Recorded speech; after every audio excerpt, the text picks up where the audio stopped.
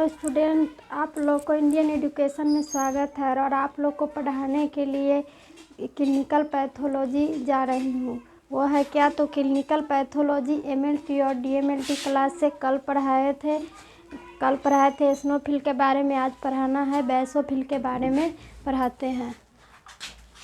क्या है तो formation of blood and its function, रक्त की संरचना एवं उसके कार्य में क्या पढ़ना है आज, तो क्षारक रागी कोशिका अथवा बेसोफिल। क्षारक रागी कोशिका अथवा बेसोफिल हुआ। इन्हें बेसरागी श्वेत रक्त कोशिकाएं भी कहती है। इन्हें क्या कहते हैं, तो बेसरागी श्वेत रक्त कोशिकाएं भी कहते हैं। बेसोफिल को क्या कहते हैं, तो बेसरागी श्वेत रक्त कोशिकाएं भी कहते हैं। ये श्वेत रक्त कोशिकाओं में बहुत कम, केवल 0 से 2% तक ही होती है। ये श्वेत रक्त कोशिकाओं में क्या होता है, तो बहुत कम, केवल 0 से 2% कोशिकाओं की मात्रा होती है रक्त में। और प्रति घन मिमी रक्त में केवल 0 से 200 ही होती है। प्रति घन मिमी रक्त में बेसोफिल की मात्रा कितने होती थी, 0 से 200 ही होती है।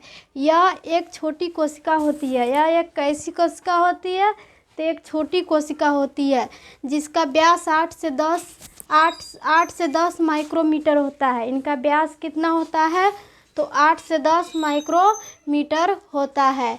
और तुम लोग को ये है क्या हुआ, तो ये स्ट्रक्चर हुआ। आप लोग को क्या है, ये स्ट्रक्चर हुआ। इसका व्यास कितना होता है, तो 8 से 10 ही माइक्रोमीटर होता है।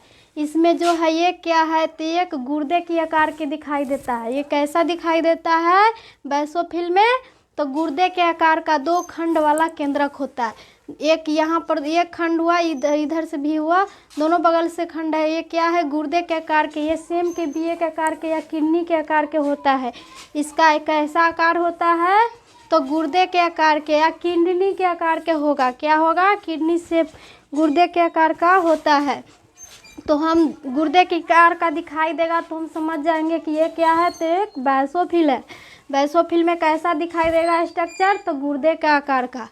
और ये श्वेत रक्त में 0 से 2% ही होता है। ये श्वेत रक्त में कितने होते हैं, तो 0 से 2% ही होते हैं।